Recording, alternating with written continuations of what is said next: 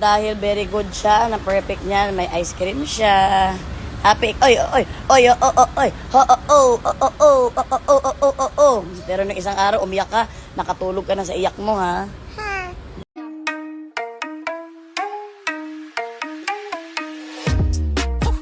Feeling so tall, I could give a high five to the pilot. Yeah, family tight, I keep small circle like island. Whoa, inbox full of contracts, I signed with a stylist. Feeling so tall, I could give a high five to the pilot. Yeah, family tight, I keep small circle like island. Whoa, inbox full of contracts, I signed with a stylist.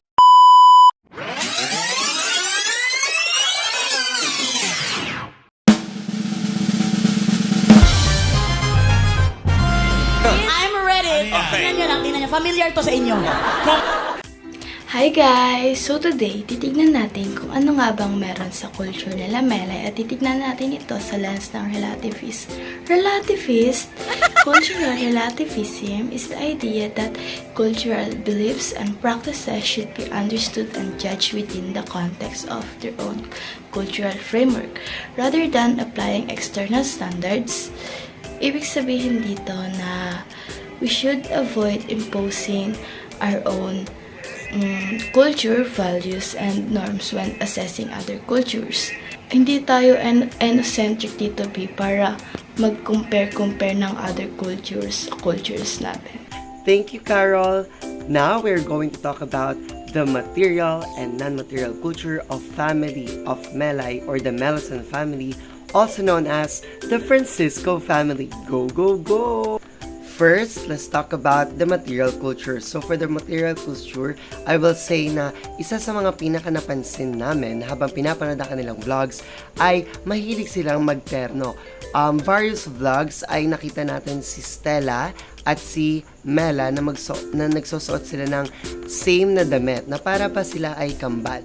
And then may isa pang vlog na kung saan si Jason mula sa Bangkok, Thailand ay may pasalubong siya sa kanyang family at isa dito ay ang kanilang pare-parehas na damit. Kaya naman isa sa kanilang material culture ay ang pagsusuot ng terno-terno or pare-parehas na damit. Another one for material culture is that makulay ang kwarto ng kanilang bahay. Yung kwarto lalo ng kanilang mga anak na kung saan may mga vlog sila doon na ipinakita iyon dahil sa kanilang mga unboxing and sa iba pang mga contents. So, ang kanilang mga kwarto ay napakakukulay dahil na nga rin sa kanilang mga anak since mga bata pa ito. Kaya good thing and obviously gagamit sila ng mga colorful decorations para mailabas ng kanilang mga anak yung kanilang pagiging bata hanggat maaga. Now, it's time to talk about the non-material culture. So, first of all, isa sa kanilang mga talagang culture and culture din ng maraming Pilipino ay ginagawa nilang password ang kanilang mga birthday and sanabi nila yan sa isa sa kanilang mga vlog.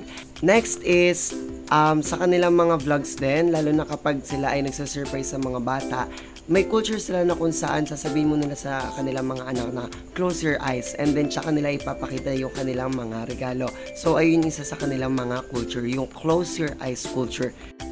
Syempre, ito, kitang-kita namin ito.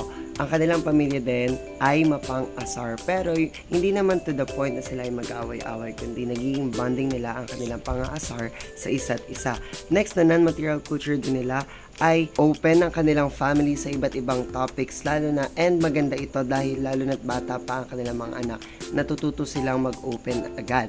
And then next, isa sa mga napansin namin ay ang kanilang love language na masasabi natin isa din talaga sa mga love language na kanila and isa sa mga non-material culture nila, ang giving gifts. Maraming mga vlogs nila na kung saan nagbibigayan sila ng regalo, lalo na kanilang mga magulang sa kanilang mga anak kay Mela and Stella, and lagi nilang binibigyan ito ng mga regalo. And another non-material culture, kapag binibigyan naman nila yung mga anak nila ng regalo, napaka-appreciative ng mga ito. And syempre, lastly, para sa non-material culture, napansin namin na hindi nag-oopo ang kanilang mga anak sa kanilang mga magulang sa mga vlogs. Siguro dahil na rin madalas nilang ginagamit ang English language and siguro gano'n na talaga ang kanilang nakasanayan.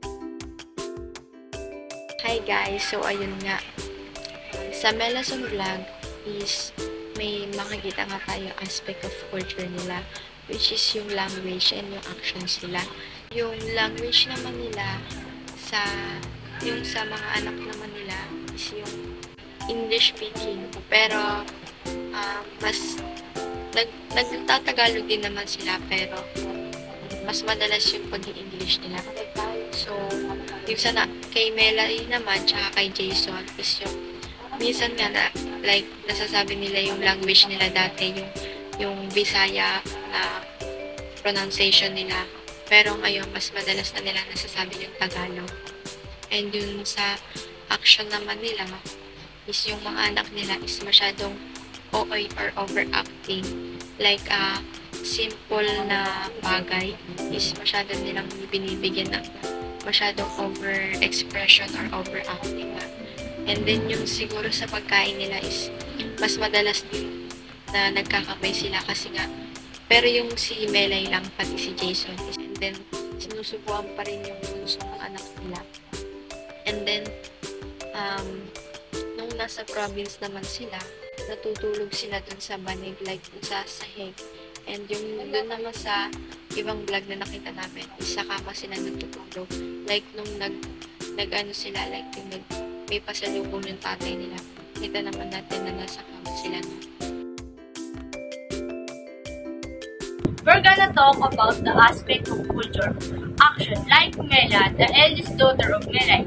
They have the same action as his mother. He also wants to be a vlogger. And as a child, they are already exposed in front of the camera, so vlogging has become part of their culture. That's why Mela wants to vlog like her mother, and that's an aspect of culture in terms of action. Hand gesture and body gesture can also be seen here where the hand moves when they speak and make an action or body movement when we and other steps used by the gesture. All in all, maraming aspect ang naipakita nila. May mga different aspect na understanding, like yung action, language, at iba pa. Siguro, ayun din yung nagbibigay buhay sa pamilya nila. Kaya yun yung team na nakuha na napili namin yung popular videos nila. Kasi nga, ayun yung pumapatok sa mga manonood. Yung videos na nila doon is yung parang mas natutuwa yung mga tao. At ating pag-uusapan ang vlog na Simpleng Buhay sa Probinsya. At ito yun. With the manok.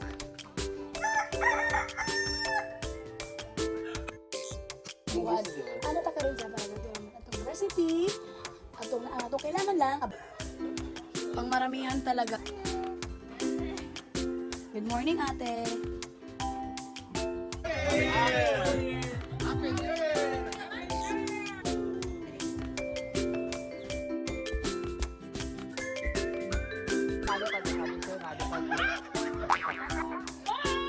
Ating pag-uusapan ang characteristic of their culture ng pamilyang Melason.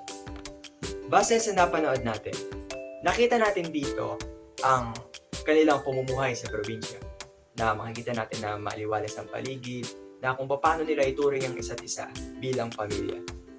Gaya na lamang yan sa pagising nila sa umaga upang sabay-sabay pagsalo-sala sa umagahan, pagtutulong nila upang mapabilis ang mga gawain. Nakita rin natin dito ang kanilang pagkakasundo-sundo, gaya na lamang sa pagkukwentuhan, pag-iinuman, pagkakainan, paghanda ng mga gamit na kanilang gagamitin. Naman na rin ng kanilang mga anak ang kanilang kinaugalian, gaya na lamang sa pagsasagot na kung paano magsalitang mag-asawa na Jason at Melay, at sa ekspresyon ng kanilang mukha na kung paano nila ituring o respeto ang kanilang pamilya. Makikita natin sa pamilya nila ang characteristic of culture na culture is learned and acquired dahil na-adapt nila ang ginagawa palagi ng isa't isa. Idagdag pa natin ay ang culture is shared by a group of people dahil silang magpapamilya ay magkakayumor kung kaya't nagkakasundo-sundo sila. We are going to talk about the characteristics of culture.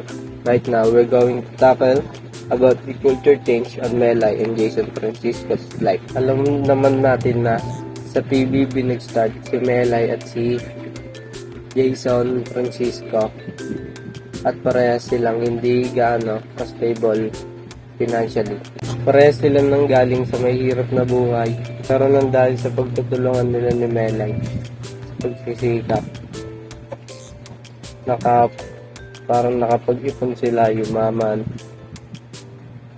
hanggang sa naging stable sila ng pamilya nila, nagkaanak si Stella at si Mela. Tapos ngayon nabibili na nila yung mga bagay na dati di nila nabibili nung nasa hindi pa sila nag-PBB. Sa PBB hindi pa sila nakakapasok doon. Dahil doon sobrang bagong adjustment sa kanila na galing sila sa mahirap tapos biglang yumaman. Hi guys, I'm Kim and today we're going to talk about the characteristic of culture that family of Melo Francisco have, and that is culture is a possible standards of conduct. First of all, we all know where Melay and Jason came from. They came from sa mahirap na pamilya, and by that, dahil na nanggaling sila dyan, and as their life goes by, maraming mga achievements silang natanggap and they become successful. And as to be successful at nang galing dun sa ganong paghihirap, syempre, they are so appreciative. Na-appreciate nila lahat ng mga achievements na natatanggap nila, and alam ko nanggaling naman sa paghihirap nila, and they are so appreciative, so they are so thankful sa mga bagay na yun. Ito ay napasa nila sa mga anak nila, and they have some viral video na makikita mo na na-appreciate talaga ng anak nila yung mga bagay na tatanggap nila or yung mga bagay na meron sila. And I know you guys are familiar with this video. I'm gonna eat this mango. Guys, it's so awesome. It's so sarap. I like this mango. And, of course, this video. Niluto ko na sa inyo lahat yan, ate, at your favorite. Mama, thank you very much. You know that I love chicken nuggets. Me too, Mama. Oo, naman yun. So, ngayon naman, sisingit ko lang. For me kasi, ang theory ng structural functionalism na pwede nating makita sa kung ano nga bang culture na meron sa Melay. Alam naman siguro natin na ang structural functionalism ay binubuo ng social institution at connected ang isa't isa. Sa pamilya naman nila Melay, may isang vlog kasi sila. Yun yung prinak nila si Stella na buntis daw si Melay. Nireveal nila doon na kaya di pa sila nag-aanak ulit ni Jason kasi nga ayaw ni Stella. Dahil doon, naging structural functionalism to kasi nga nakadepende yung desisyon nila Melay at Jason sa desisyon ng anak nila tungkol sa pagbubuntis niya nga ulit. Connected ang mga desisyon ng bawat isa kasi alam nilang maaapekto nito si Stella kung sakali magkakaanak sila ng panibago. Pwede din itong mag-cause ng dysfunction. And syempre, hindi mawawala dyan ang symbols na part ng culture ng Melason family. And isa na rin yung pagsaside-eye ni Melek sa kanyang mga anak kapag ito ay nagiging OA. But it's not a bad thing. And also, meron din sa isang vlog nila na kung saan ginagawa nila yung ganitong gesture. Ayan, symbol nun is parang kiss. Ikikiss daw ni Jason si Melay or ikikiss naman ni Jason yung kanyang mga anak kapag gumaganon sila. And syempre, part pa rin ng kanilang isang vlog noon na nagpakita si Melay ng isang ultrasound na picture, and by symbolism, kahit walang sinasabi si Melay, nalaman agad ni Stella na ito ay isang baby dahil nga mayroon na siyang prior knowledge na kapag may ultrasound, ibig sabihin may baby. So that is part of the symbols. And to end this vlog, inyong panoorin ng Melason Core na aming ginawa para kayo ay tumawa at mag-enjoy. Thank you for watching! Guys, it's so awesome. It's so sarap. I like this mango. What's Chicken nuggets. Me too. So, ano at your favorite? Mama, thank you very much. You know that I love chicken nuggets. Me too, Mama. Oo, naman yun. You like that one, so you want one. Pero English Tagalog naman. Guys, this chicken is yummy. Thank you, ate. Bye, princess. Ay, so ate ko, nagigigil ako sa umaga. Buka kasi magbagbaw ng ganito kung di bagay sa katangan mo. Ayan, the best ka talaga lagi. You're the best. Uy, mama mo yan. Ay, sorry. Uy, hindi pang karate yan! Hindi pang hangkok! After Jesus, thank you, Jesus. Thank you, Jesus. Sama mga prinsesa ng Kansamida. Barangay Kansamida.